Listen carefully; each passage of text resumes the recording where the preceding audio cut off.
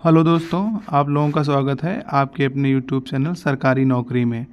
इस वीडियो में हम जो हमारी सीरीज़ शुरू की गई है यूपी पीएससी आबलिक सचिवालय सीरीज़, देखिए ये छोटी छोटी वीडियो रहेंगी और इन वीडियो में वही चीज़ें कवर कराएंगी जाएंगी जो मतलब आप कह सकते हैं कि बहुत सी कंफ्यूजिंग चीज़ें रहती हैं जो आपको याद नहीं होती हैं और वो पेपर में आने की संभावना हमेशा बनी रहती है। तो चलिए शुरू करते हैं अपनी सीरीज़ को। ये देखिए, जो पहली स्लाइड है हमारी, इसमें बताया गया है कि जो मूल संविधान था। अब देखिए, आयोग का जो क्वेश्चन पूछने का तरीका है वो दिन पे दिन बदलता जा रहा है, ठीक है। तो अभी तक वो आपसे क्या पूछता था कि जो भाषाएं हैं वो कौन सी अनुसूची में है, 8वीं अनुसूची में है। कितनी भाषाएं हैं, 14 भाषाएं थी मूल। फिर उसके बाद में जब धीरे धीरे समय बीतता गया तो कई भाषाएं, यानी आप जैसे अब पहले 14 थी, अब 22 हैं। यानी कितनी भाषाएं जुड़ गई उसमें, 8 भाषाएं। तो 8 भाषाएं जुड़ के 22 हो गई हैं। लेकिन कभी कभार ये पूछता है कि ये जो भाषाएं जुड़ी हैं इनका क्रम क्या है। देखिए, जब 21वां संविधान संशोधन हुआ तब कौन सी भाषा जोड़ी गई, सिंधी जोड़ी गई। अब 71वें में क्या जोड़ा गया, कोंकणी जोड़ा गया, मणिपुरी जोड़ा गया और नेपाली जोड़ा गया। 92वें में क्या जोड़ा गया, मैथिली, डोगरो, बोडो और संथाली, ठीक है। तो अब देखिए, ये चीज़ें आप लोगों को जो भूल जाती हैं वो मैं कैसे याद कराता हूँ आपको। आप एक याद करिए, 21वें संविधान संशोधन, ये जो 21वां है इसको याद कर लीजिए।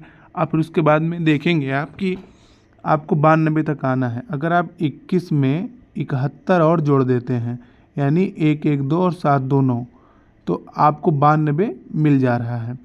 तो 71 जोड़ने पर ये 71वां संविधान संशोधन हो गया और 92 जोड़ने पर ये 92वां। यानी 21 आपने याद किया कि इसके द्वारा सिंधी जोड़ी गई, सिंधी के बाद में कोंकणी, मणिपुरी, नेपाली जोड़ी गई। देखिए, ये जो चीज़ें हैं आप कैसे पकड़ेंगे। सिंधी के तो आपको रटना है पूरा, 21वें वाला 1968 वाला रटना है। फिर 71वां है, उसके बाद मतलब 92, तो ये 92 में ये संशोधन हुआ था और 92 के बाद 2003 में हुआ था, ठीक। तो देखिए, मैथिली, डोगरो, बोडो, संथाली, ये लगभग लगभग एक ही क्षेत्र से आने वाली भाषा है। मैथिली, डोगरी, बोडो, संथाली, मैथिली और इसमें बाद में कोंकणी, मणिपुरी, नेपाली है। तो इधर संथाली, इधर नेपाली, इसमें राइमिंग देख लीजिए आप।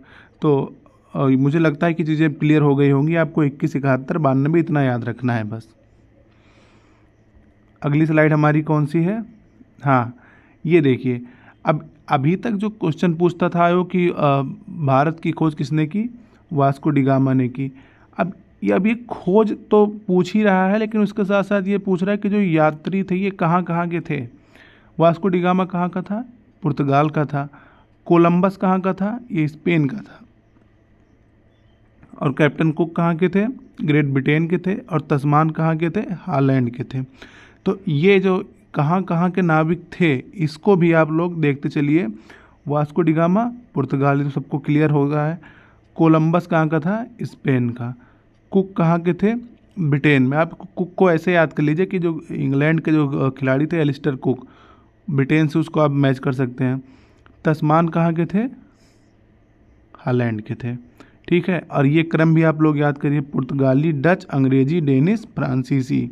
तो इसको आप लोग चलते चलते ऐसे 2-3 बार बोलेंगे ना तो आपको चीज़ें दिमाग में बैठ जाएंगी।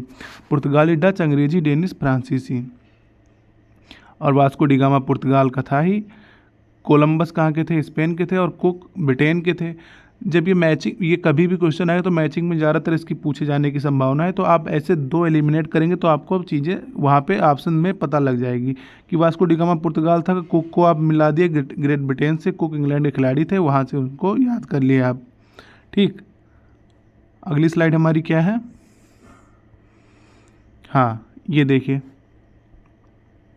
कि जो उस टाइम पे जो पश्चिम तट की बंदरगाह थी, मालाबार तट पे कौन कौन से थे, गुजरात तट पे कौन से थे। ईस्ट इंडिया कंपनी के टाइम का बात हो रही है यहाँ पे। मालाबार तट पे कालीकट था और कोचीन था, ठीक। ये केरल वाले जो तट हैं वहाँ की बंदरगाह है। और फिर गुजरात तट पे कौन से थे, सूरज थे, भड़ोस थे और कैम्बे था।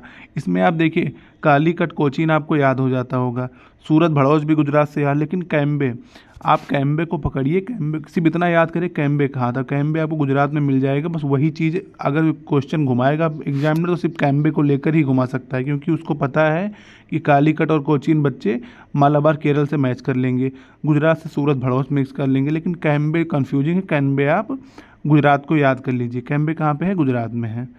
अब पुर्तगाली जो वायसराय थे उनके आने का क्रम भी पूछता है, तो ऐसे याद करिए इसको, अल्मीड़ा, ठीक, अल्मीड़ा के बाद में अल्बुकर्क, अल्बुकर्क के बाद में कून्हा, ठीक, अल्मीड़ा, 2 बार बोलेंगे, अल्मीड़ा, अल्बुकर्क और फिर कून्हा, याद हो जाएगा, 2-3 बार बोल लीजिए, अल्मीड़ा, अल्बुकर्क, कून्हा, अल्मीड़ा, अल्बुकर्क, कून्हा, ठीक। तो ये थी हमारी आज की वीडियो। ऐसे ही मैं रोज़ वीडियो लेके आऊँगा जिसमें सिर्फ ये जो कन्फ्यूजिंग फैक्ट्स रहेंगे वही आपको पढ़ने हैं। बहुत ज़्यादा लंबी वीडियो नहीं, छोटा काम है, बस जो कुछ है वो आपको दिमाग में बैठता रहे, क्योंकि आप पढ़ते सबको ही है, बस चीज़ें कन्फ्यूजिंग वाली वो मैं इस वीडियो में लेके आऊँगा। तभी मैंने सीरीज़ का नाम रखा है सचिवालय सीरीज़। आशा करता हूँ आपको वीडियोस अच्छी लगेगी। अगर आपको समझ में आ रहा है तो चैनल को लाइक, शेयर और सब्सक्राइब जरूर करिए। धन्यवाद।